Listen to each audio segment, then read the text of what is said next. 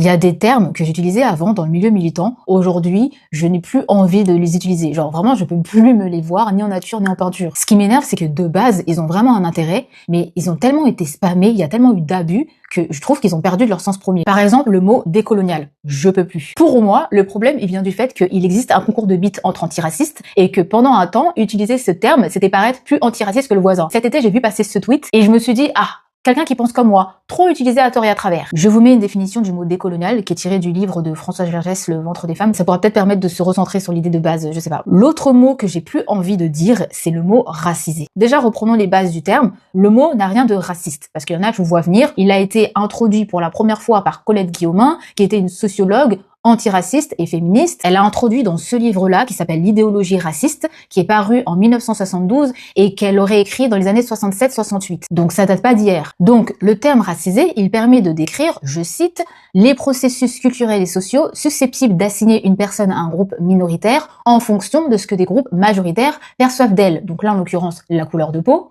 et ce, indépendamment de ce que cette personne est vraiment.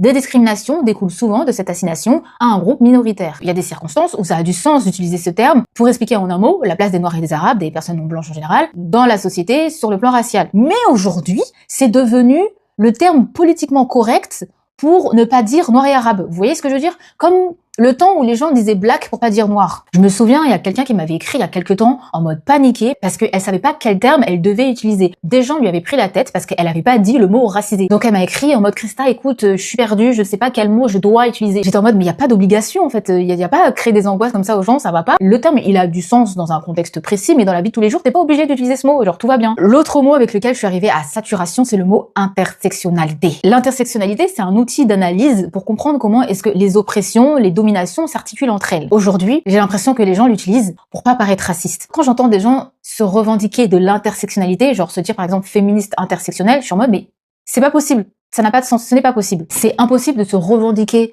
intersectionnel dans sa lutte, parce que ça voudrait dire qu'on lutte sur tous les fronts en même temps avec la même énergie, genre c'est pas possible, c'est humainement pas possible. On fait tous des priorités, on priorise tous en fonction des affinités qu'on va avoir avec le sujet, donc souvent parce qu'on est directement concerné, et c'est pas grave, au contraire ça permet d'être plus efficace dans sa lutte, ça nous empêche pas de nous intéresser aussi à ce qui se passe ailleurs, et d'ailleurs il faut le faire parce que ça permet d'éviter d'avoir des angles morts dans sa propre lutte. Intersectionnel pour moi c'est devenu le mot fourre-tout, genre pour prouver, pour dire que oh vous inquiétez pas, hein, moi je m'intéresse à tout ce qui se passe, hein, je suis safe. Tout va bien. En fait, si ton idée de base c'est juste de dire que t'as un regard antiraciste sur ton féministe, tu peux dire que t'es féministe et antiraciste. En fait, le truc qui me dérange, c'est ce truc de vouloir prouver tout le temps.